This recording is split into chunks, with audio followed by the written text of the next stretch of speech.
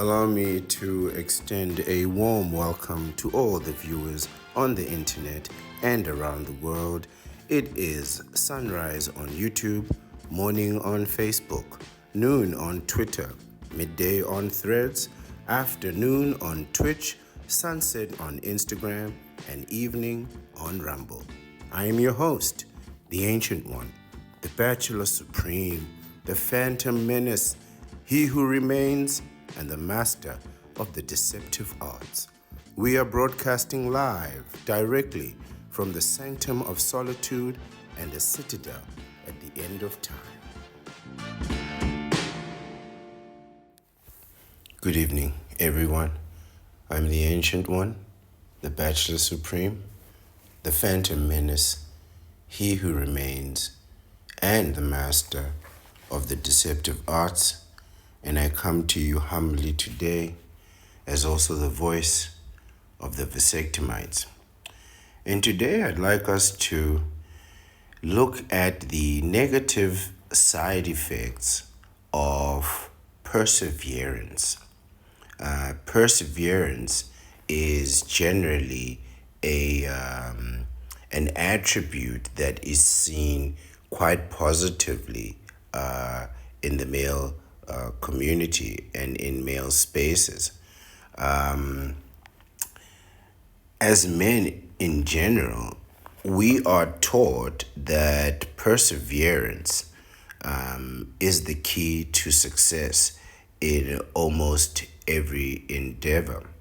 And indeed, you will need to persevere through most of the trepidatious, difficult situations that you can expect to face in life. The word persevere is defined as to continue in a course of action, even in the face of difficulty, or with little or no indication of success. Now, that's a very meaningful definition. That's a very meaningful definition that we're going to work with.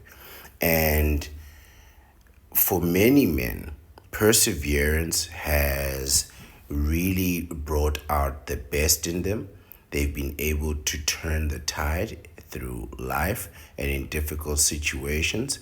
And for some, it leads to a great success, but not for all.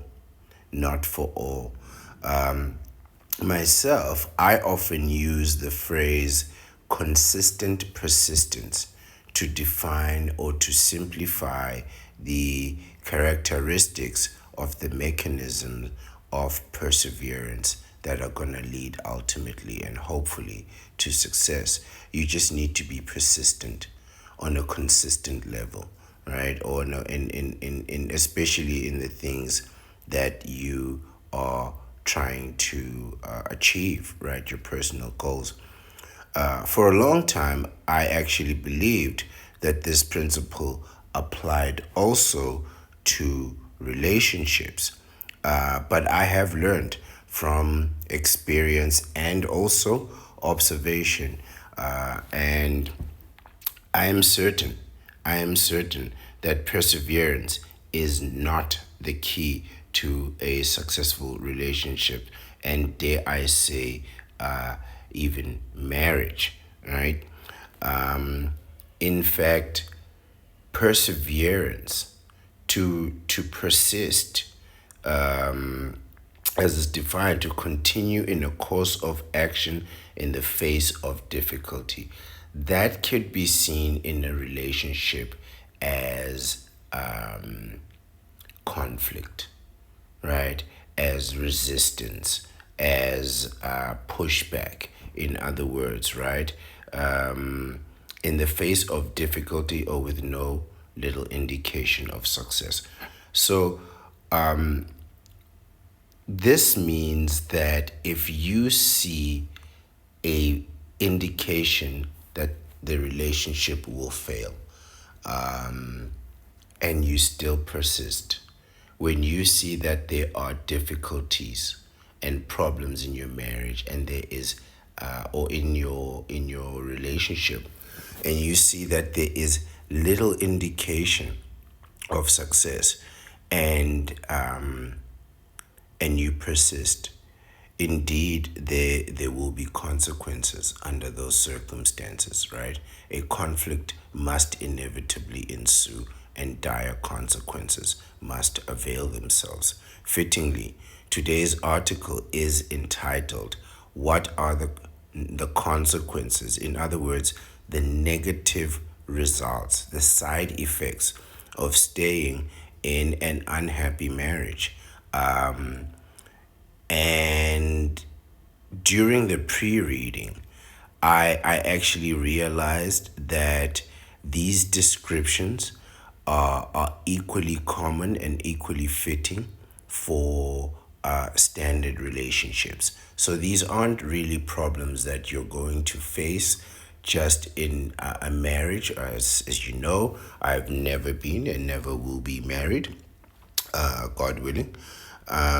But at the same time, having been in relationships, I do identify some of these issues. So, based on the article, these issues don't just exist in marriages, they may very well exist in every relationship, and are well worth our effort in at least giving them a close look, right? And if you are wondering why your relationship failed or why relationships fail, I'm going to tell you the simple answer. Relationships fail because you're in a relationship with a woman, right? And that woman is going to be a counterpart. Now, I'm not saying that every woman is a counterpart. I am saying that every counterpart is a woman, right? And this is a problem. And this is a problem. I'm also not indicating that you should switch sides and start playing for the opposite team and start scoring own goals, that kind of thing. I'm not, shooting baskets into your own net. I'm definitely not recommending any of that, right? What I am saying is that if you look at the nature of the counterpart and you look at their track record, right? What you will see is a particular pattern demonstrate itself. Now, as you may know, I make no secret of the fact that I do indeed detest the counterpart, and I also detest the institution of marriage.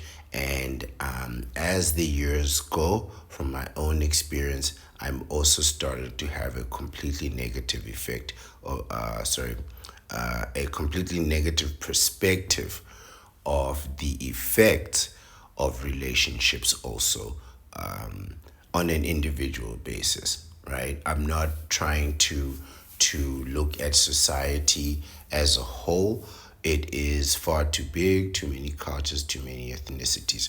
But I think that if we look at the individual and others can relate to that, it is a much better way of addressing some of the issues that we're going to face, and some of the issues that they will be discussing in today's article and edifice. So, despite my dissertation and disapproval for both the counterpart and the institution of marriage, I have had the opportunity to take an objective, well, as objective as possible, a look at both of these, right?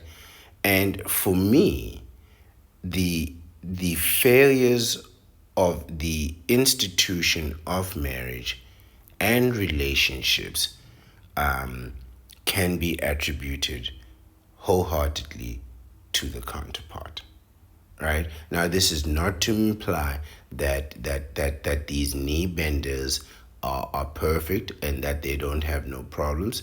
They do have problems. Knee benders have a tremendous amount of problems, right?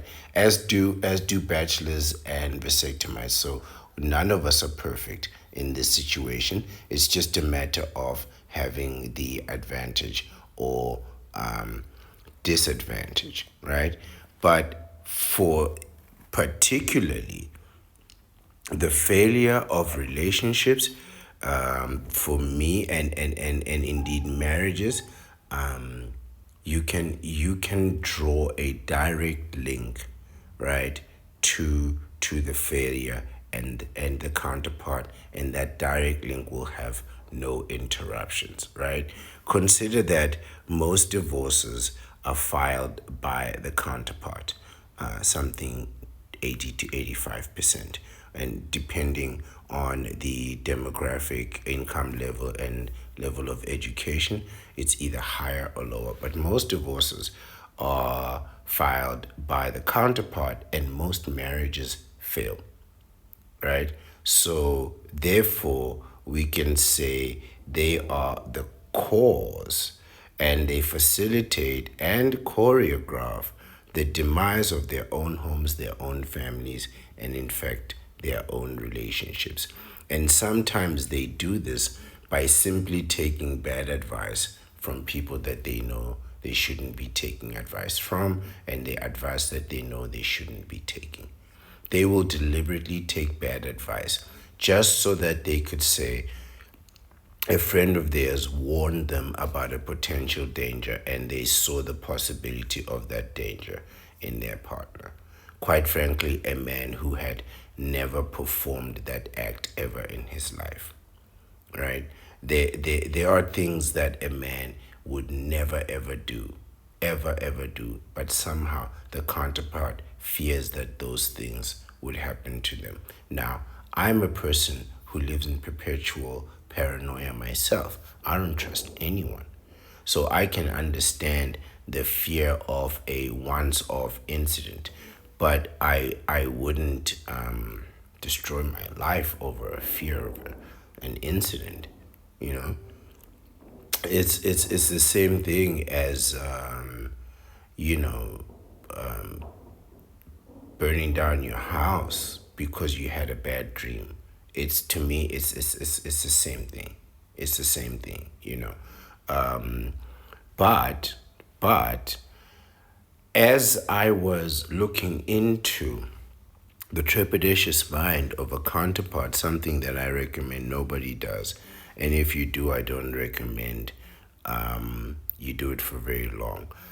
I expanded my inquisition and broadened my scope and decided to look at various industries that are at least popular to humanity, where there are actually successful counterparts, or where at least the counterpart has been successful. There are some. The one that is most prevalent, and I think that most counterparts want to be in, would be entertainment, right? Counterparts are really pushed to the forefront of entertainment. They're everywhere. They are, you know, that's why everybody, at least every counterpart, would like to be at some a stage in their life a model. At some point in their life, every counterpart has called themselves a model. In fact, every counterpart is a model. Every single one of those models is a counterpart. I will say this absolutely. And everyone who has ever called themselves a model is absolutely a counterpart. Absolutely. 100%. You know, that is synonym. Those are synonyms. Model and counterpart are synonyms, right? But even then, there's really no clear indication of like financial prominence. It's really a matter of, okay, so you're getting attention, but and the things that come with attention, But really, financial prominence is not clearly indicated in terms of that particular industry. What it is it looks more like it will put you in the line in close proximity to prominence, but not into the prominence, right? So what we are doing is we are circling around prominence with the promise of possibility, I guess. I mean, it's literally the peak and height of just hoping your way into a decent life, right? So other than this, which I would define as a failure, both in terms of execution, in terms of scope, and in terms of possibility of success, and even those that are successful, you really cannot attribute much to that success, right? The other industry is academia, right? And academia is I'm sure medicine too, but maybe not so much in medicine. But in academia, it is an industry where the counterpart is collected, just like the so-called model, right? The so called model. What they do is they will congregate around this title, right? And everything that comes around this title. And academia is one such industry where the counterpart is collected, and because of that collection, they are perceived to be successful, right? But upon closer examination, there is, or we can expose, let me rather say, what I would describe as a complete calamity, right? It's terrible what the counterpart has done to academia. And I believe that business is quite frankly the final frontier, but I'm certain that the counterpart will get into that and ruin that too. But where or what we see is that where the counterpart is a teacher and an instruction, reading levels decline, comprehension levels decline, computational skills decline, right? So,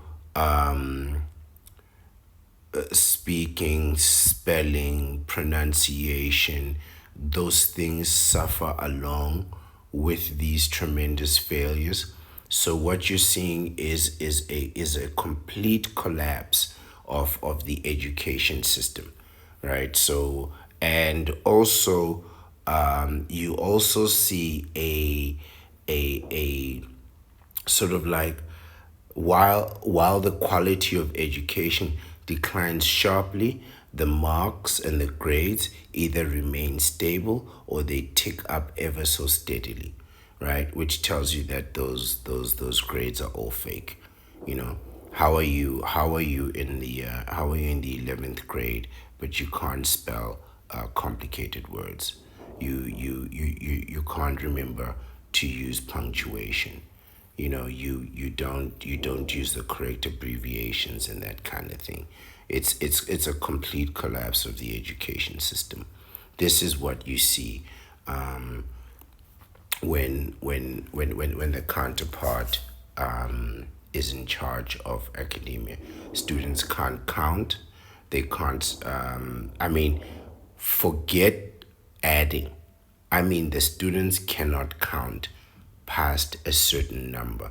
So there are certain numbers that are over a certain number of digits. So they can read numbers that have three or four, maybe five digits.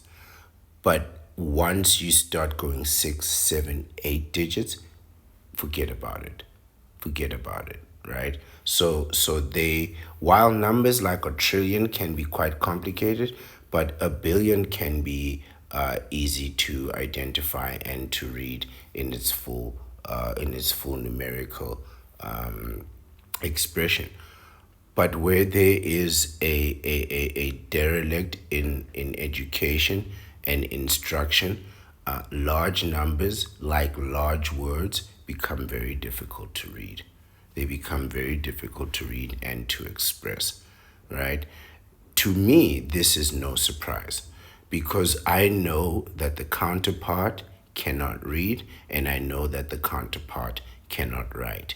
At the very peak of their skills, the counterpart can copy and regurgitate. So they can repeat things that they hear over and over and over again. This is why propaganda and marketing happens and works so well with the counterpart. This is why they all start to sound the same after some time, because what's happening is they are hearing the same message again and again and again being repeated to them, and instead of being suspicious of why am I keep hearing the same thing again and again, right? What they do is they start to mimic and copy that thing instinctively, right? And then if you try to correct them, you sort of go against their fundamental instinct, and they respond quite harshly if you do that, right? But in truth, I couldn't find any industry where they were successful.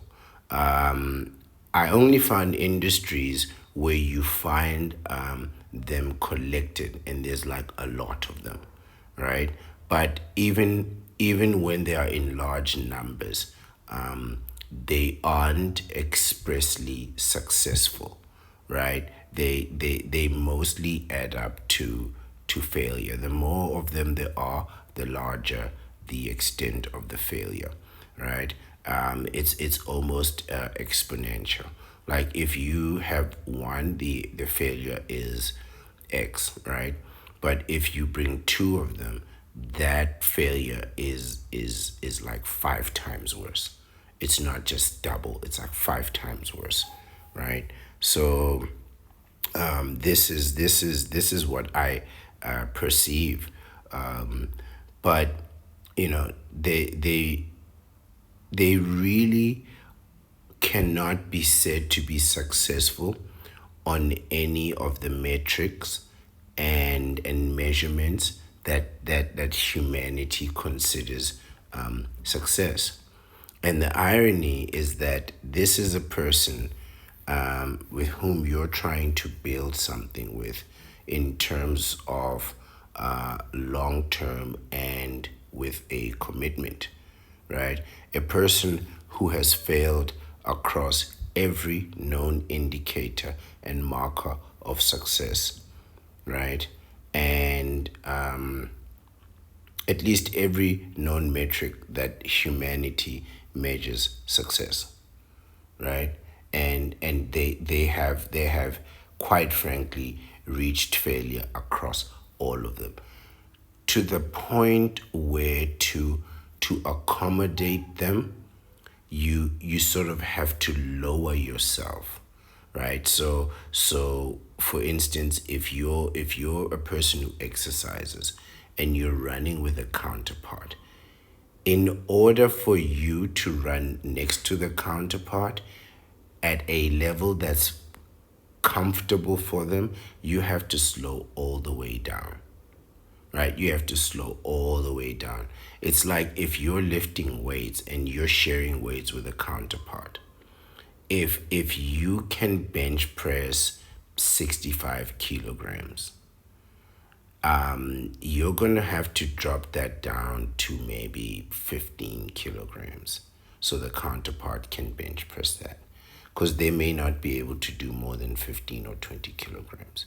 Now you are now functioning at a fraction of your capacity, right? That is a failure.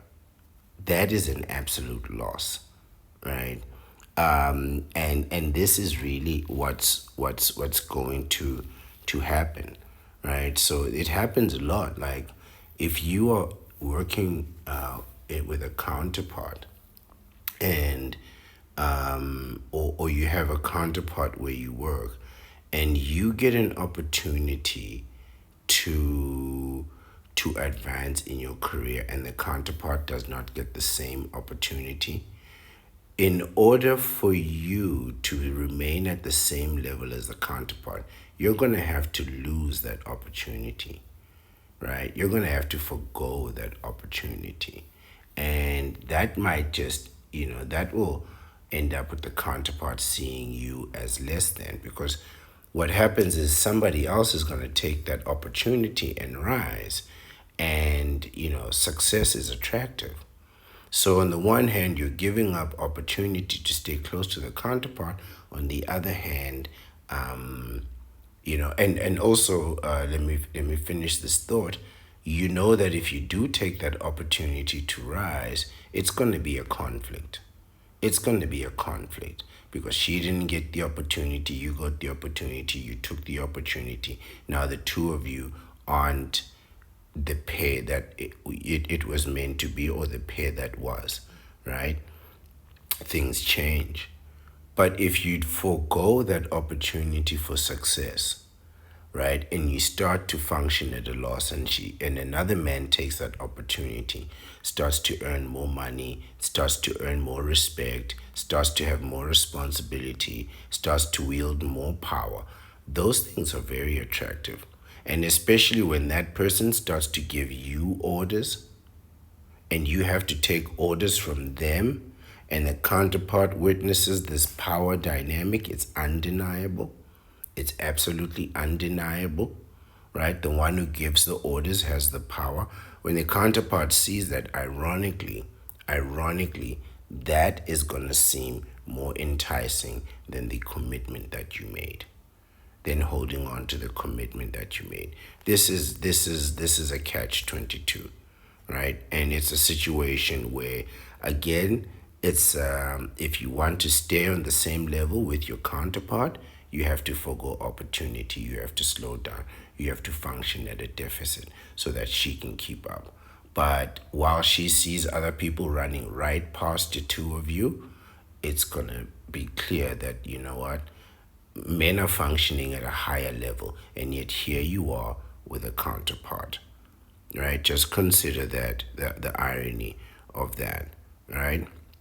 So, but indeed, many of us are taught, including myself, are taught that the most important things that you can persevere through, like the most vital things that you can persevere through, are the problems that are in your relationships.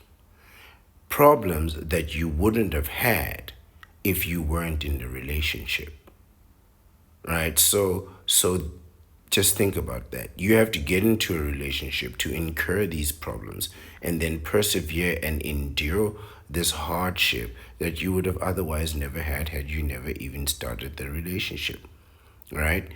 And and despite even those problems, ending a relationship can still feel like a failure for some men.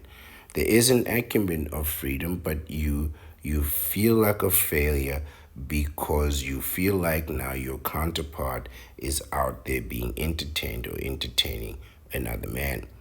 And thereby, it does make a lot of men feel like they have lost something, particularly if you have invested a lot of resources, knowledge, wisdom, skills, and of course, time, right?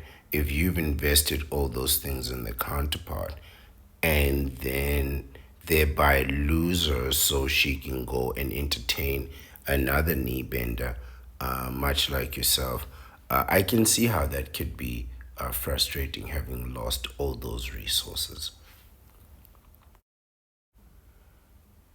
But indeed, you did do it to yourself, right? The the loss of a relationship can feel more ironic or worse if you are a man who is on the rise, on the ascent, especially in wealth and status, right?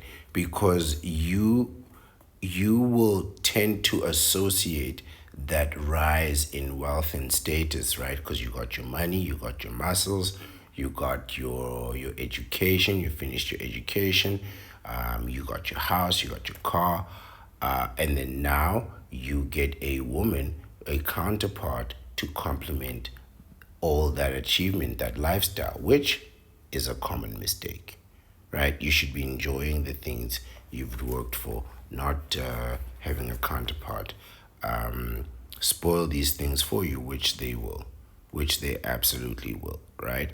But men or many knee benders will go and get a counterpart as an indication or a marker of that success, right? And if your counterpart is deemed conventionally attractive, then that is a plus all on its own for the knee bender. But I implore those men to look at their own lives and compare those successes with all of the failures of the counterpart, right? Consider that you have achieved lifelong friendships, right? You have achieved your lifelong dreams, your lifelong ambition, right? Your lifelong team that you've supported is winning the league, right? They're doing well. You've traveled a little bit, right? And you even have a favorite destination, right? That dream destination that you dreamed about your whole life. When you finally get there, you realize it was worth the dream, that it is that good. And so you keep going back there often. And the more you go back, the better it is, right? Because the tides change, people change, but you have experience in that area, so you got something to talk about with all the new people, right? The experience gets better and better for you. Consider that possible lifestyle and look at the inconsistencies that riddle the counterpart's life, right? Dropping in and out of school, in and out of relationships, in and out of jobs, incomplete projects, broken dreams, unfulfilled ambitions, right?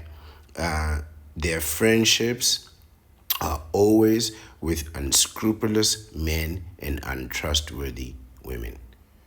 Every counterpart has somehow an association with an unscrupulous man and an untrustworthy woman, right? They go together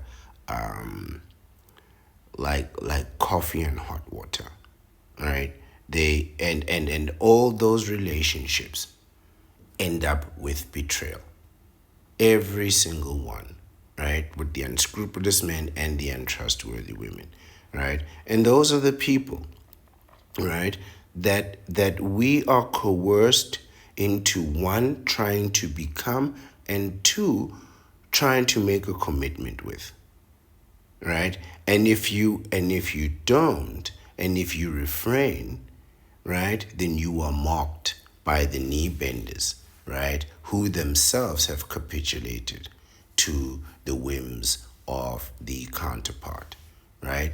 And that mocking is the reason why men feel like when they get a counterpart, they win, because it stops them being mocked, at least by those people, and it begins them being mocked by a completely different set of people, right?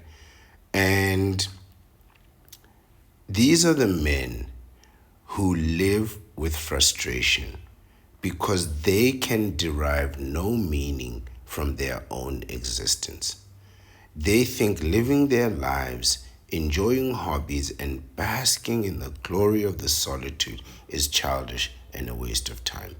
They think doing the things that we love is foolish, right?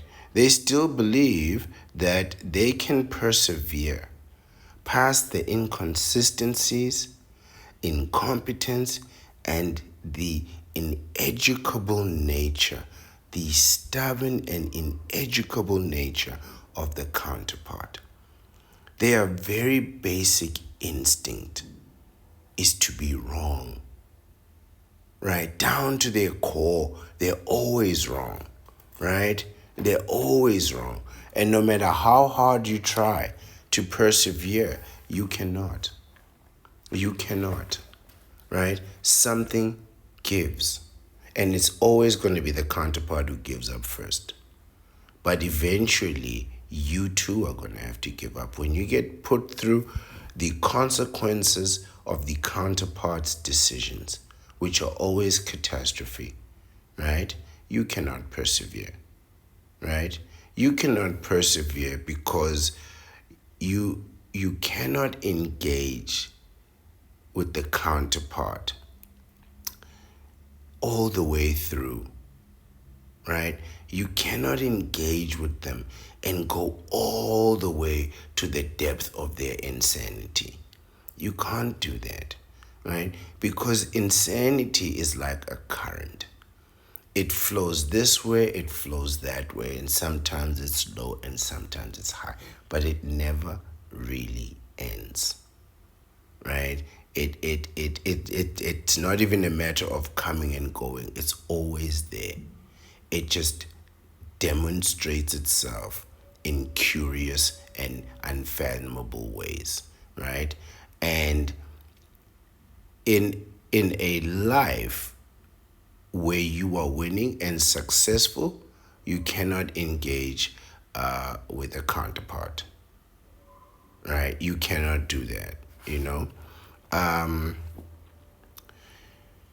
Only after you let go can you take full account of the damage that these people really do, right? And the little to nothing that they offer in return, right?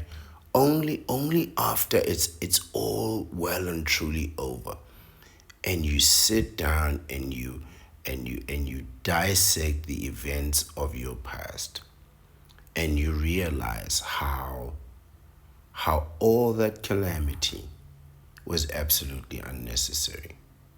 All that calamity was absolutely unnecessary. And it was done, quite frankly, to gain nothing, to change nothing, to improve nothing, right? And you'll realize this, and the counterpart will realize this also, but they won't say it outright. They'll use all kinds of crazy euphemisms that quite frankly mean nothing. And you can't act on anything that they say, right? And it's only after you can release yourself from the pretenses of perseverance that you can see that the consequences that they depict in this article are actually a norm in most relationships and most marriages and for most counterparts, right? And how these things can quite frankly be completely separate from the bachelor life and the vasectomites. Let's have a look at the article. What are the consequences of staying in an unhappy marriage is the title of the article. It is from medicalnewstoday.com. Sadly, no author and no date given. So if you finally come across this and I'm reading your article, next time please write your name so I can credit your work. It reads, an unhappy marriage is typically defined when one or both people feel mostly negative feelings towards each other, such as bitterness and resentment. I can relate. A person may frequently argue with their spouse and experience feelings of despair about their marriage or relationship. Staying in an unhappy marriage can have an impact on both mental and physical health of a person. This article discusses some of the consequences of staying in an unhappy marriage and what a person can do. Well, we'll see about that. We'll see about that, right? So, they will discuss what you can do. It'll be interesting to see what solutions they offer. Uh, I bet you a vasectomy isn't one of them. I bet you they'll tell you every single possible thing except get a vasectomy. But I will tell you to get a vasectomy. Get a vasectomy, gentlemen. Increased stress is our first one. Yes, I will attest to this. I always feel stressed in relationships, stressed and paranoid, right? Both those things at the same time, from the first day to the last. I'm just not built for those things, to be honest with you. It reads, an unhappy marriage can involve a lack of connection. I have no connection. Arguments. I hate arguing. I just ignore you. And the negative feelings towards the other person. Agreed, agreed, agreed. Living in a constant state of uncertainty. Yeah, that's me. And emotional distress. I would say emotional distress caused by uncertainty can cause an increase in stress levels. True. A prolonged increase in stress levels can have a negative impact on the mental and physical health of a person. I wonder, as I'm reading this, if you see yourself in this article as I see myself. This is me all over. I have a general distrust for people. So when I give my commitment, it really bothers me all the time to see if that person will uphold that commitment too. A prolonged increase in stress levels can have a negative impact on the mental and physical health of a person, including changes in brain function such as memory, learning, decision making, and attention. See, oh man, I I hate the inconsistencies of a counterpart, and when they use the wrong words to express themselves. So they'll say something that means something completely different and imply that it means one thing. They like emotionally intelligent is one of them, right? Where emotional means to be absent of logic, to use feelings, right? And intelligence is the presence of logic and the absence of feelings. So how can you have feelings and logic and then have logic in your feelings, right? Your feelings in your logic and logic in your feelings, right? So those types of inconsistencies, and they'll merge these things together and say it in a way that gives you the impression that they know that they're talking what they're talking about, but they don't. They don't. You cannot have these combination of words existing together, right? It's a contradiction. It's an oxymoron. The next one, an impact on the nervous system. Yes, stress does that. Um, a weakening of the immune system. So when you're stressed, you're more likely to fall sick and get diseases. An increase in heart rate and blood pressure, right? An increase in the risk of heart attack. These are all associated with stress, by the way, right? Change in appetite. So this doesn't mean you stop eating. This generally means you eat more, right? When people are stressed, they stress eat and not eat, and then they don't eat well also, right? So you're not eating like healthy food, but you're eating more unhealthy food, which causes digestive issues such as constipation. Yes, that can happen. And then all of this can ultimately lead to a change in hormone levels. For men, this usually means a drop in testosterone, right? So I can say that I did have a change in appetite, right? I don't know if it caused constipation or not, but I did have a change in appetite. I often do when I'm in relationships. I find that when I'm in relationships, I eat more, right? And I eat worse because I find that the counterpart seems to feel like bonding over food, or food is for bonding, right? So like every human function has to be done with romantic intent, which in other words means extravagance and expense, and it must be done for bonding purposes. So if she's cooking, we gotta cook together and bond over a meal, which is great when you're getting to know each other, but terrible when you've got bills to pay, man. You can't be, I mean, do I really need to help you boil an egg? You really have to boil an egg together again, right? The first day, very nice. We working together as a team. After 100 days, not so cool. Not so cool. As as a bona fide narcissist, I don't think I struggle with self-esteem. But let's see what they say. It says your self-esteem, a decrease in self-esteem is the next title, and it says self-esteem describes the sense of self-worth that a person has in themselves. I have a tremendous amount of self-worth. I actually am a person who's very productive by themselves.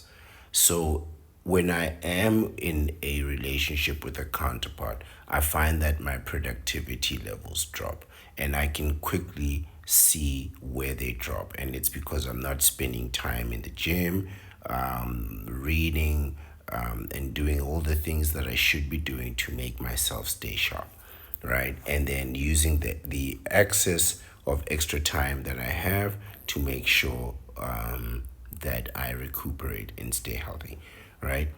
I find that I will be spending most of that time with a counterpart, going places. When they say, oh, it'll only take 20 minutes, what they mean is the drive there is 20 minutes. And then you have to spend another hour or two, maybe 3 hours there. And then there's another 20-minute drive back. And after spending 3 hours, I mean, you've been driving for an hour, 40 minutes almost. You spend an hour or two at the place, you might as well spend another 30 minutes eating, right? Which means that 20-minute trip has now taken the whole day. So now you gotta come home having spent 4 or 5 hours out, right? And don't let there be traffic, don't let there be an accident or anything like that.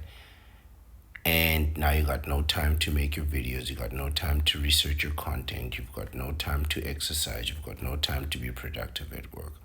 And then you still want to watch videos online. By the time you get the chance to watch, your favorite shows, it's time for bed, right? So when I feel a decrease in productivity, I quickly, credit that to the relationship, and I'll end the relationship just for the sake of productivity, right? But I'm not a person who struggles with self esteem. Really, it's quite the opposite, right? I quite frankly credit my own opinion far too much. It says here a 5-year-old study suggests that there are significant links between being in an unhappy marriage and a decreased self-esteem. I beg your pardon. So yes, I can see that how being in an unhappy marriage can make you feel bad. Staying in an unhappy marriage may involve frequent arguments, may involve, that's an understatement, and a person may experience feelings of rejection, may experience, right? Studies show that self esteem is lower when a person experiences rejection. Okay, so this explains why the counterpart likes to reject. This really explains why the counterpart likes to reject men, right? Because it's it's a constant concern among knee benders that a counterpart will come out with the intention of saying, well, I'm looking for someone to impress me, and then reject everyone, just outright reject everyone, right? And it indicates here that when one experiences rejection, it lowers their self esteem. I suppose it depends on the person, right? Like, for me, quite frankly, rejection is a bit of a turnoff, right? If I approach you, right, I'm not a blatant person. I can use indirection and innuendo, right? But if somebody approaches you with a polite greeting and you respond with a rude rejection, you see, this is the intelligent in being polite. To say good afternoon, how are you, right? It's a neutral, open introduction. If you respond with rudeness and rejection, it's an indication that, quite frankly, you are uncouth, unmannered, and maybe unskilled in the art of conversation, right? So you don't know how to respond and say, oh, thank you, I'm having a nice day. How are you? Right? You will respond with something petulant and childish like, I have a boyfriend. Right. So this is where your mind goes when somebody says good afternoon. It goes to intimacy. I have someone to be intimate with. Go away. Eh, okay, fine. To each his own. But really, the counterpart goes out with the intention of doing that.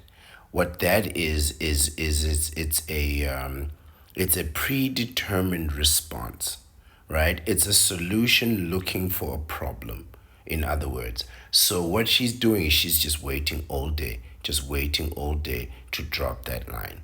Just waiting. So if you say to her, would you like fries with that? She'll say, no, thank you. I have a boyfriend, right? Because she's just been waiting to drop that line and nobody's given her the opportunity. So she's going to use it on the waiter, right? And it's pathetic. It's really quite a turnoff, right?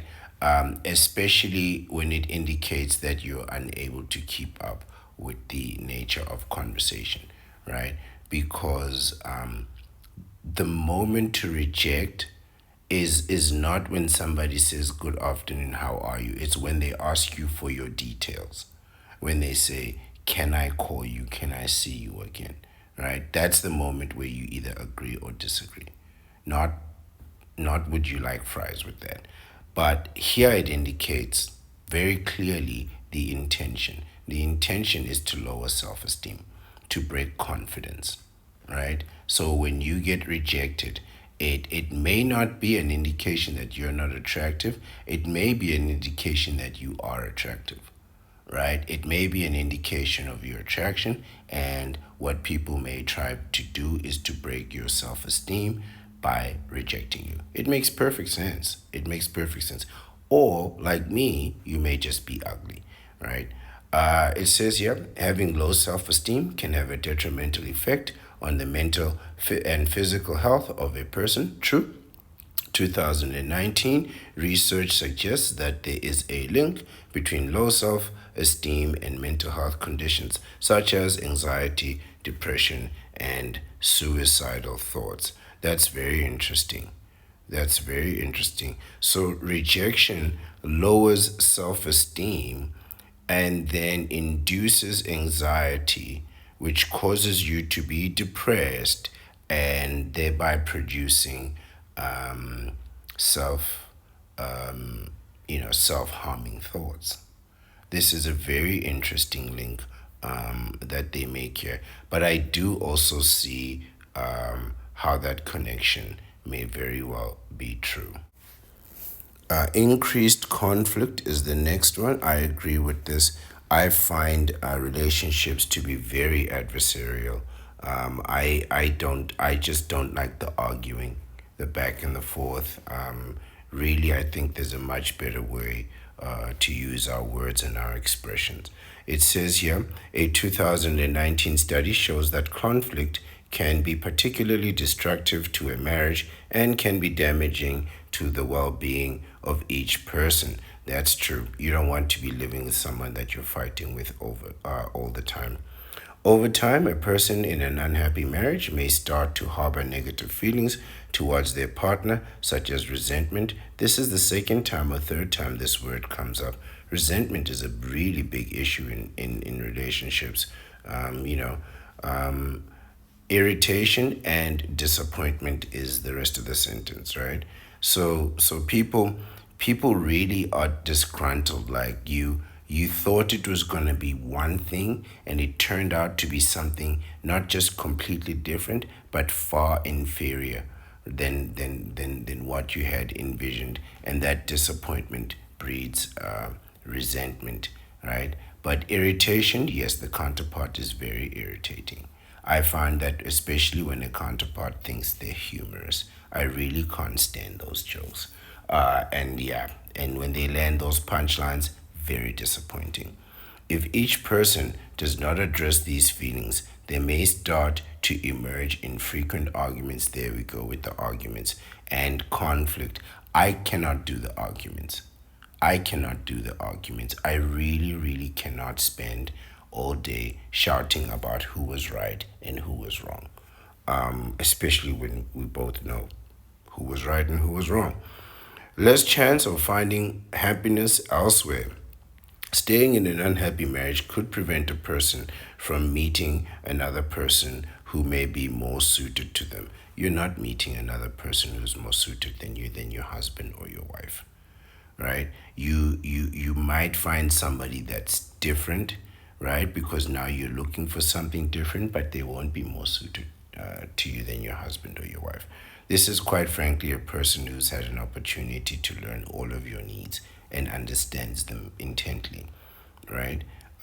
You're not going to find somebody who does that very quickly, right? Husband or wife, you're really not going to find that, right? Staying in an unhappy marriage, however, could also restrict a person from pursuing a lifestyle that makes them happy. It may stop them from following their passions and broadening their horizons.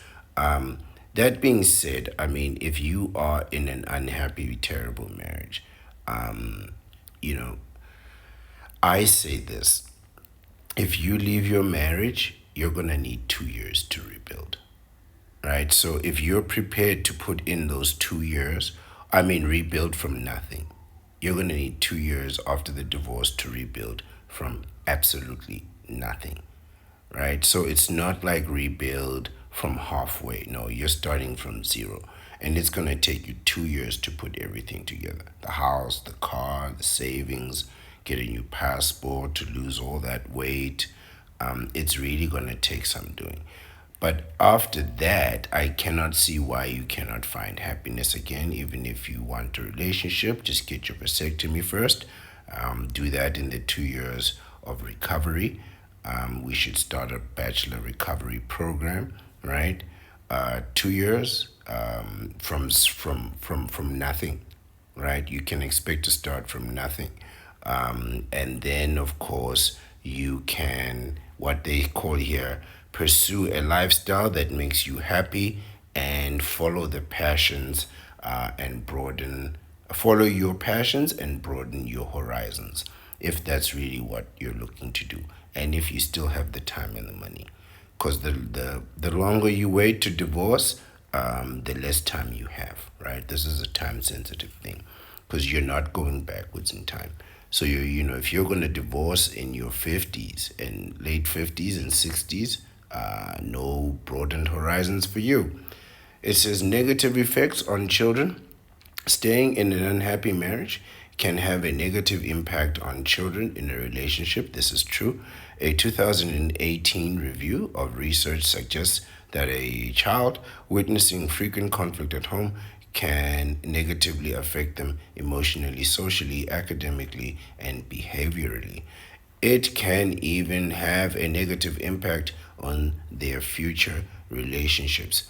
So I think what this is modeling, right, and structuring memories and thoughts, creating future instinct, right? So in the future, the child will or the adult will revert to this childhood memory and respond accordingly, right?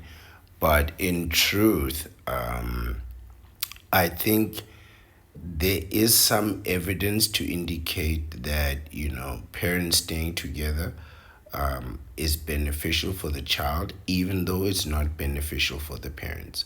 So even though the parents might be fighting, they may be actually taking better care of the child, right? Splitting schedules, being hands on. Also, like parents can transport kids to various activities. So if one parent is working, another parent can take the child to wherever they need to go. Also, if your kid is very active in like sports and things like that, so one parent can go watch the child do their sports and be supportive, while another parent brings income. So while it may not necessarily be bad for you, sorry, to be bad for the kid, but that might not be good for you to stay in a bad marriage. But ultimately, that conflict is going to spill out over to the children and it will affect them, right? If you two start using foul language, bad words, you can't control your moods, you're breaking things, throwing things, and if you include substance abuse, it gets even worse. The child will absorb all of that and reenact it, right? And if there's violence involved, well, that's just the ultimate, right? That's even worse, right? So, and here what they indicate is that the child will ultimately grow up to be an adult, and the adult will mimic and react the behaviors that they've become accustomed to in their youth and in their upbringing. This indicates, of course, that the longer that a child remains in an unhealthy environment, the more likely that they are to repeat the actions of that environment, and the least likely they are to be rehabilitated and to be helped by any type of therapy. But therapy is a good try. I mean, I wouldn't expect too much from it, but it's better than nothing. Well, let's look at some tips for handling an unhappy marriage. This should be delightful. If a person chooses to stay in an unhappy marriage, despite all the things that we've just discussed, there are several things that you can try to do and repair the marriage or reduce the conflict. Let's start with highlighting the positives. So I think this is like giving somebody compliments, right? A person should try and share the positive attributes they like about their partner and what they like about their marriage. This becomes quite difficult to do with a counterpart because it becomes a situation where if you say left, they say right, you say up, they say down, you say sit, they say stand, right? They become quite adversarial, quite full of conflict, right? I have been in a situation where I would give a counterpart a compliment. Just literally tell them, that jacket looks nice on you. And the counterpart would respond by saying, you don't give me any compliments. Now just think about that. Just think about that. The last thing I said to you was a compliment. And your response is not to say thank you. Your response is to say, well, you didn't give me a compliment. I literally just gave you a compliment. I literally just gave you a compliment. And your response was, I didn't get a compliment. Like, for me, I cannot. I really cannot. Right? Like this is where it gets to with the counterpart. Where now we are discussing the fact that I just gave you a compliment, and instead of receiving it, you acted like it didn't happen. So then I would ask the compliment. I'd ask the counterpart. I'd say, okay, if I didn't give you a compliment, why are we discussing compliments right now? Who initiated the conversation about compliments? I did, right? And how did I initiate that conversation? By giving you a compliment. And your response was, to be full of conflict, to be mysterious, to be dramatical. Your response was to deny the thing that is standing right in front of you, right? And I'm not that type of person. I really don't have that type of short-term memory where I forget what happened 10 seconds ago. And I don't forget how we got to this point. I can always retrace my steps back to how we got to this point of confusion, right? And so, I mean, this is why I just can't be in relationships, man. I can't be dealing with all of that. But it happens too many times, right? It happens too many times. And what benders will do is they'll just go along with it, right? And a bender will actually apologize and say, yeah, you're right, I need to give you more compliments. You just gave her a compliment. You just gave her one. What do you mean? What do you mean? Right? So the benders will jump right into this madness and swim in this pool of madness. And these are the people who, she'll have a house, she'll have a car, she'll have a maid, she'll have clothes, she'll have food, she'll have water, she'll have electricity, she'll have a phone, every device you can imagine, and she'll say, I have nothing. Like, how do you quantify this type of thinking? You really cannot, right? So I find that giving compliments just makes things worse. When speaking about the aspects of marriage, the article continues that they dislike. A person can try to frame it in a positive way. I can't do that. A person can focus on the desire to make positive changes rather than the negative place things, right? The negative place things may be presently. No, no. This is a problem for me, right? This is a problem for me. I'm not gonna discuss your bad behavior in a positive light, right? I'm not doing that. I'm not doing that. Especially because, look, this is the counterpart. This is a person who behaved well in school, behaved well in all of their classes, got commendations from their teachers for their great behavior all throughout their life. This is a person who has no complaints about their behavior at work. 12, 10, 8 hours a day, they behave immaculately. The only place where the counterpart does not behave at their best is in their marriage and in their relationship. But in every you walk down the street, you will not be able to tell a counterpart from a nun. This is the truth, right? Men can really not tell that a woman has a particular proclivity or a particular inclination just by looking at them, right? Because you are behaving appropriately. You are behaving well.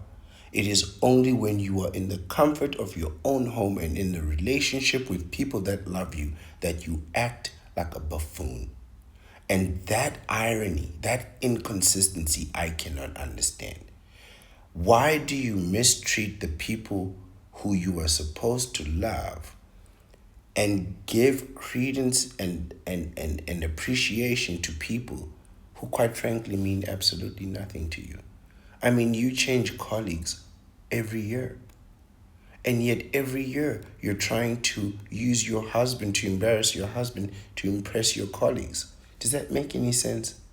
That makes absolutely no sense. But this is how the counterpart lives their life, right? They'll live in a mansion and say they have nothing, right? And how personally I cannot then look at this ingratitude and call it ambition, right? Because human ambition can only take you so far. You can only make so much money before you're buying things for the second time. So you buy your mansion, the first time you make more money, you're just buying a mansion again, and another one, and another one, and another one, right? You're repeating the steps of success, right? To keep you wealthy, but ultimately, even wealthy people live the same monotonous day again and again and again, as we all do, right? It's just theirs is much more profitable, right? And looking at that, how could you be so ungrateful, right? How can somebody who has been given so much have such self-righteousness that they can be indignant and ungrateful and, quite frankly, uncouth to people who have slaved their whole lives to try and fund them and keep them from peril, right? And instead, these people will attack you more, right? And use the affection that you give them to belittle you to impress a complete stranger. A complete stranger. Like, you really, really, really need to watch how your counterpart responds to strangers, right? It's not the people that they know that you need to be concerned about. It's the strangers. They act a fool when they see strangers. A complete fool. And I, for one, just, I see that change. I see how you behave at work and how you behave at home, and I cannot pretend that those things are the same. You know, we've seen how you behave in the business, how you behave at work, how you behave in the classroom, how you behave outside in public in broad daylight, and then we see how you behave at home. And we cannot pretend that those two things are the same. These two things are such a glaring contrast that they indicate an inconsistency. And that inconsistency is always a lie, right? The inconsistency leads to contradiction, and a contradiction is always a lie, right? So that's how you know. That's how you know somebody's is deceiving you, right? When their actions contradict each other. Contradictions are a lie. That's how you know you're being lied to, when there's a contradiction. Talk openly and honesty. I don't recommend this. I recommend that you just lie and use your lies to get out of that relationship. Don't try to be honest with the counterpart. They're not being honest with you. They're definitely not being honest with you. And you're just wasting your honesty on a counterpart. I know there are people who don't believe that this is a worthwhile strategy. But you might as well create a trap just in case you need to spring it, right? Better to have a lie in hand than nothing at all. Uh, Honesty with these people, you're just wasting your time. You really are. It's just another step in trying to persevere through something that, quite frankly, should have ended. It says here, it is important that each person speaks honestly and openly about how they are feeling within a marriage. I disagree. When the other person is sharing their feelings, a person should try and listen actively. Listening actively involves not interrupting, that's not me. Trying to listen from the perspective from the other person, definitely not happening. Staying calm, sure, I can do that. Having empathy for how the other person may feel, I'm not inclined to do any of that, if I have to be honest with you. And I'm speaking from a purely selfish point of view and some experience. Um, I find that this is a one-sided thing. So this means that she talks and you don't interrupt her. You try to listen from her point of view while you stay calm. So she says whatever the hell she wants to say, but you are forced to remain calm and just receive that verbal abuse, that verbal vomit, you know. And I'm really not one for that. I'm not one to be called anything other than my name, right? If you're not calling me the ancient one, and please say the at the beginning, I'm really not. I'm really not doing that, right? Having empathy for how the person may be feeling. This is all for the man to sacrifice for the counterpart, right? But they will not be they will not be using that, right? Whatever you share with them will be used to insult you behind your back, right? At the first convenience, right? This is actually quite sad because, like I say, what they do is they will use you to embarrass their husband, their children, even to impress a complete stranger, right? To win the affections of a stranger, which is something that I could not understand, right? But you have to be empathetic. You have to understand that it's important for her to disrespect you in order to impress a stranger. Now, that I cannot do. I really cannot do. But if I did that, if I disrespected my girlfriend in order to win the affections of another woman, that would be catastrophe, right? Or in order to impress my friends, I disrespect my girl to impress my friends, right? That would be seen as abusive. And I see it as abusive in both ways. I don't have to sit and listen to anything a counterpart has to say, not a single damn thing, right? I have listened and I've heard enough. Next is to make a commitment. So, I mean, I thought you've already made a commitment, but it says if a person is going to stay in a marriage that may be unhappy at the time, they can make a commitment with their partner to try and work on the marriage as best as they can. So, you're just putting a bandage on the wound. But usually, I mean, I thought you've already made the commitment, right? And commitment is really one of the three tenets on the bachelor life: no commitment, no cohabitation, and no commingling of funds, right? So if you've made a commitment, you've already messed up. You've really already messed up. And I myself have really made commitments. I've made not the most severe commitments. So I've never had a child and I've never been married. So I really don't know what it's like in the dark dimension. But I've made a commitment to a counterpart and really did my best to persevere and make it work. So obviously, I didn't persevere enough and didn't work hard enough to make it work because it ultimately ended. But looking back at the effort that I put in, I really think I could be proud of myself. I really think I did well. Despite the fact that realizing that to give your commitment to a counterpart is the same thing as failing. Yeah, as soon as you give your commitment, you can consider yourself a failure. Making small commitments to each other can help manage the situation. She's just going to break those commitments. Some of these commitments can include spending quality time together. When the moment comes to spend quality time, she'll say she has a show to watch or something else to do. This is what happened in my situation. I was like, okay, come sit down. It's time for quality time. And it was like, okay, do you want to watch a show? I was like, I don't know. Is that what quality time is? We sit down and watch what you want to watch? Unacceptable. I'd rather read a book in silence. Each having a certain amount of alone time at home. Alone time. That just sounds like an opportunity for somebody to come and interrupt you while you're working, right? You'll say, well, I'm having my alone time, and they'll interrupt you, right? And if they're having their alone time, you can't interrupt them. It's just madness, right? It's really a one sided affair. Maybe I'm just not talented with this regard. Equally sharing household responsibilities, that means you share her responsibilities and she doesn't share any of yours. You will not be finding her cutting the lawn. You will not find her trimming the hedges. You will not find her cleaning the gutters. She will replace no windows. She will fix no doors and repair no appliances. But you must share in her responsibilities. So you will be folding those towels, my friend.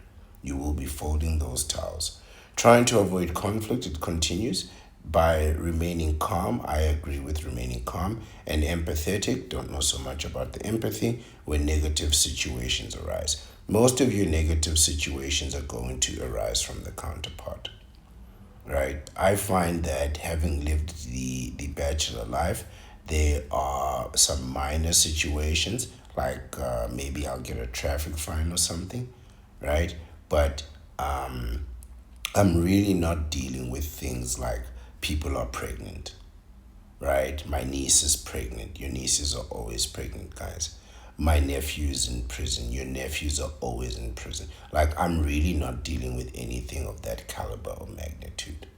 Really, I'm not dealing with that. My biggest concern is paying my bills, which is relatively easy to do, right? So I find that most of the issues that I have and most of the information that I have about people that have issues has come to me by way of the counterpart, right?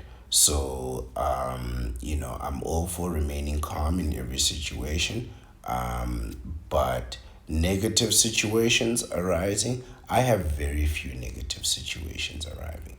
I'm practically living the same calm, stress free day over and over again, right? But as soon as I have a counterpart in my life, I'm suddenly having to put fuel in my car to go, visit some nephew in prison. Right now, I gotta look at this kid, and I know he doesn't know me, and I don't know him. But somehow, I have to give him empathy. I'm not going to a prison, bro. It's unacceptable. It's really unacceptable. You need to choose your family members much better. No, Cercia, know when to move on. I agree. If a person feels they have tried everything to repair their marriage and they are still unhappy, then it may be time to move on. A person may also decide it is time to move on if they are if they're experiencing abuse in the marriage or for another personal reason. Again, I say whatever you decide, by the time it ends, you need to have like a recovery period, and you need to give that recovery period a time limit. So you need to say, okay, from this point, I'm gonna redo things, and in 2 years I would have achieved such, right? It will give you a goal, it'll give you something to focus on, it'll give you something to do, other than focusing on a counterpart. I know that most counterparts will jump right into a relationships in what seems like a competition for the first one out the gate. Who can replace the other one the quickest? I don't suggest that you do this. I don't suggest that you do this at all. I suggest you take a pride in enjoying your freedom and letting people know that there's no way you want to go into a relationship. You want to be free and you want to have a good time, right? That really confuses the counterpart because they honestly believe also that being able to replace the other person is a win, when in fact the real win is not needing to replace anyone at all, right? If they're there, they're there. If they're not, then they're not, right? But if you do go, you are going to need time away. These relationships are very stressful and difficult. And I recommend 2 years. I don't recommend going from one stressful relationship into another and into another. And at the end of that, what you find is you look at a lifetime full of stress with no stress relief, right? Relationships aren't going anywhere. Neither are counterparts. Really, they're not going anywhere. These people are relentless, right? So ultimately, you can always get another relationship. When a relationship ends and you get that break, get a vasectomy. Use that time to get a vasectomy and then reassess the circumstances from a position of advantage. But yeah, move on. Move on. Leave her. Leave her. She doesn't deserve you. When to seek professional support is the next one. A person may want to seek professional support if they feel that they are struggling to overcome issues in the relationship or if they no longer know how to try and repair the marriage. I don't know how much, a professional will really help if the love is gone, right? I don't know, but some people say that it helps. I find that most people go to see a professional, and if this fails, then the relationship fails, right? So if the professional can't help you, it's usually the end of the line. A person may also want to seek professional support if they feel they are unable to speak to their partner without it resulting in conflict. So you guys are fighting all the time, right? You say left, she says right, and you ask her, why do you keep saying right? And she doesn't know why. Frequently asked questions. The following are some questions people frequently ask about marriage. What are the psychological effects of a loveless marriage? An unhappy marriage, it reads, can lead to mental health conditions such as depression. It may also have a detrimental effect on how a person sleeps. Wow. Yes, yes. Oh, this is something that really we didn't talk about. There's no sleep in these unhappy marriages. People will wake up in the middle of the night and start arguments, especially if there's substance abuse involved. People will, they'll stay up all night and have arguments and then wake up in the middle of the night and have arguments. And then you'll be paranoid, so you're not really sleeping, right? So you're too paranoid to sleep, and then when you do sleep, the other person is paranoid. They're not sleeping, and they just wake you up and fight, or you wake them up and fight.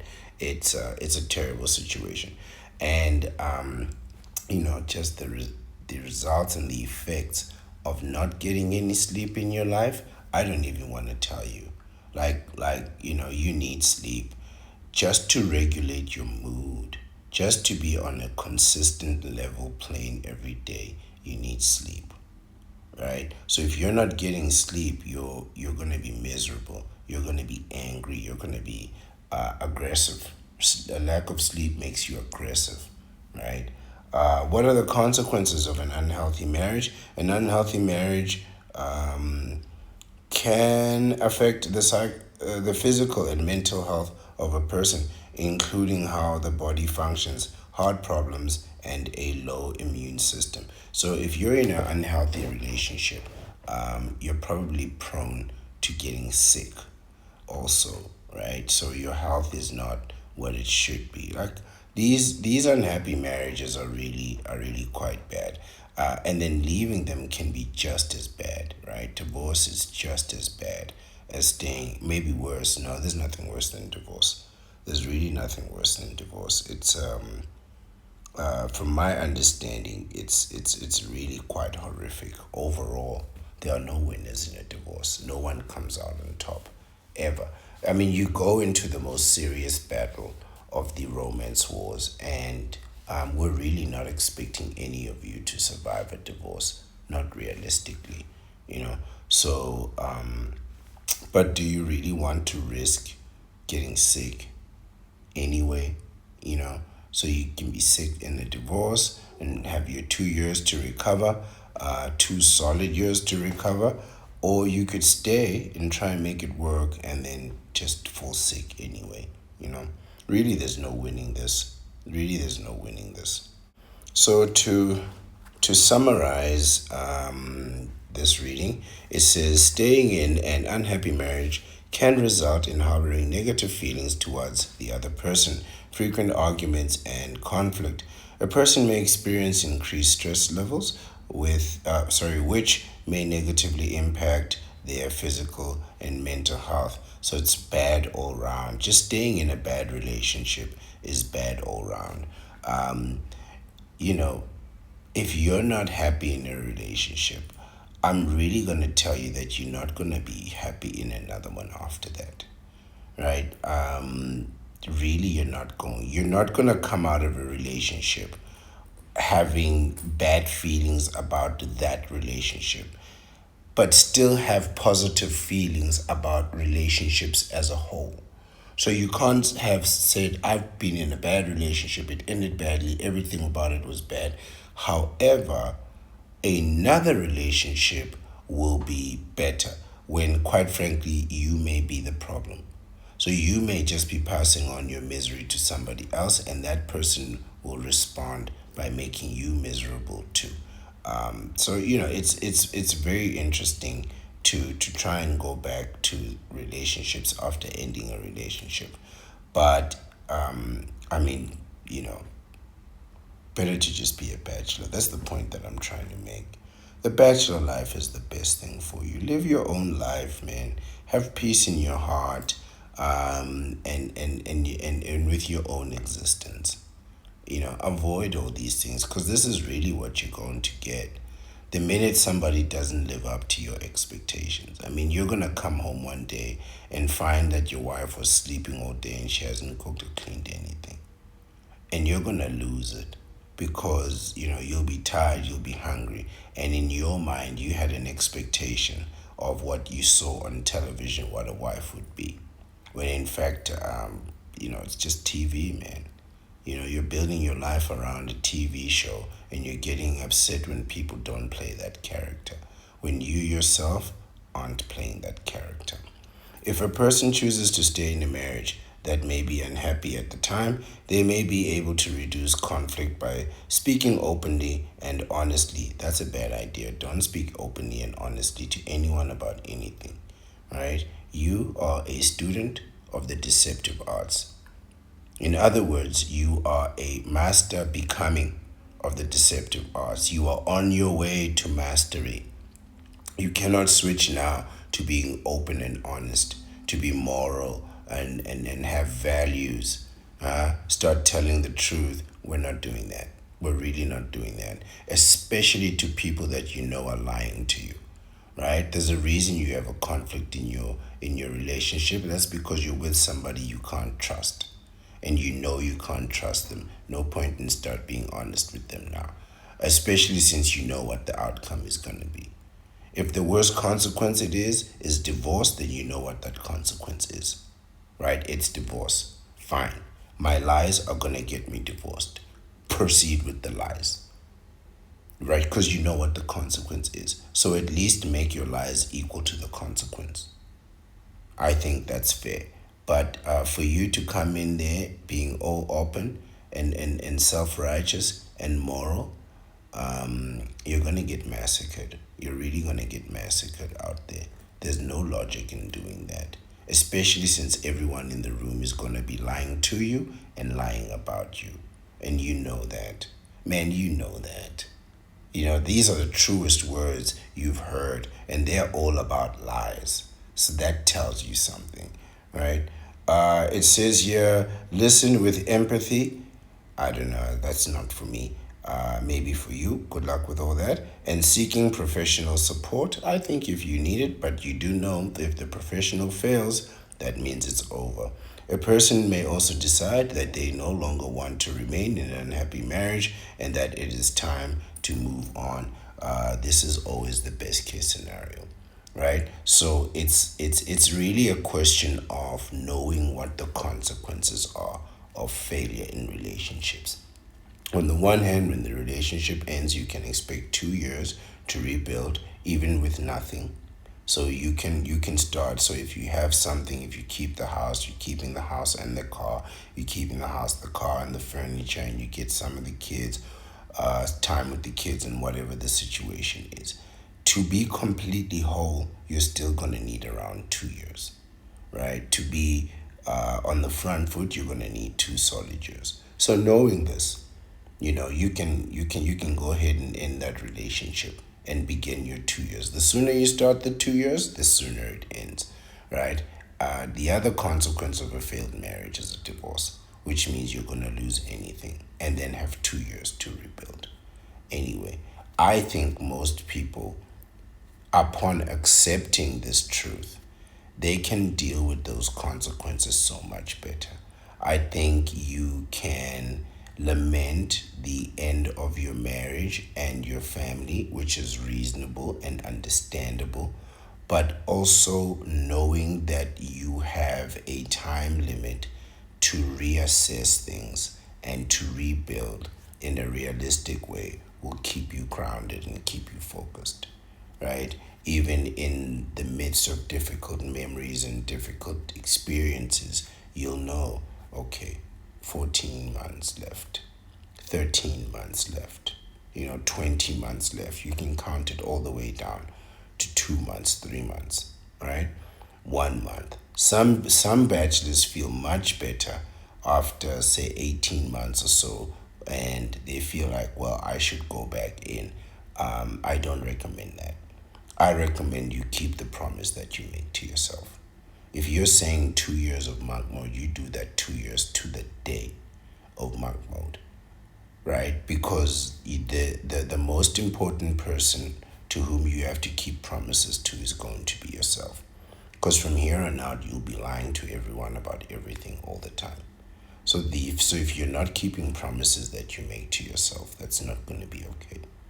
If you have a weight goal challenge, that's a promise. Or a weight goal or a challenge, that's a promise that you're keeping yourself. That you made to yourself and that you need to keep. If you have a financial goal, that's a promise that you're making to yourself and you need to keep that promise. And you really this is where you need to persevere, right? Because if you cannot keep the promises that you make to yourself, then you can't be trusted either, right? So it's not a matter of now you can't trust everyone, you can't trust yourself either, and you're going to betray all the commitments that you make during monk mode, right? All that work, all that focus, just to be undone because you can't wait 6 months, because you can't stick to the plan. And those last 6 months, those are the most critical, because that's when you achieve your most confidence, your most insight, because you're ready to go, but you're still not going, right? You have the money, you have the muscles, you have the mental health, but then you're still saying no. You're still choosing yourself. This is the power of sticking to your plans, right? So if you are in this situation, you need to come out of this situation. The first thing you need to do is you need to get a vasectomy. And as soon as you get that vasectomy, it'll ground you, it'll hold you, it'll stop you from, you know, really your instincts betraying you, because your instincts are going to be used to being with people and wanting to be around people, and those instincts are going to betray you.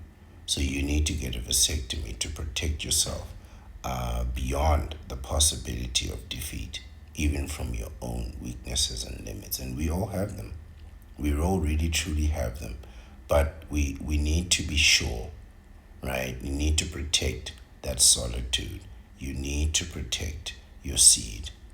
And you need to entrench yourself in the bachelor life to avoid the calamities that we've seen here, right? And to avoid having to compromise just the most minute things and the most extreme things just for you to realize you're with somebody who, quite frankly, is not willing to be persuaded.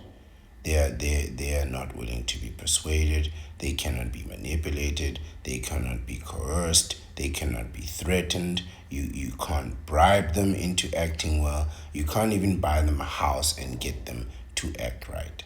You really cannot, right? So these people have no limit and no intention for advancement, right? And I recommend the best thing you could do, just walk away, live the bachelor life, and get a vasectomy. But that's the end of today's video. Thank you for your time and your attention. I will always appreciate it. I truly do. I am the Ancient One. I am the Bachelor Supreme. I am at the sanctum of solitude, and I'm grateful. Have a nice day.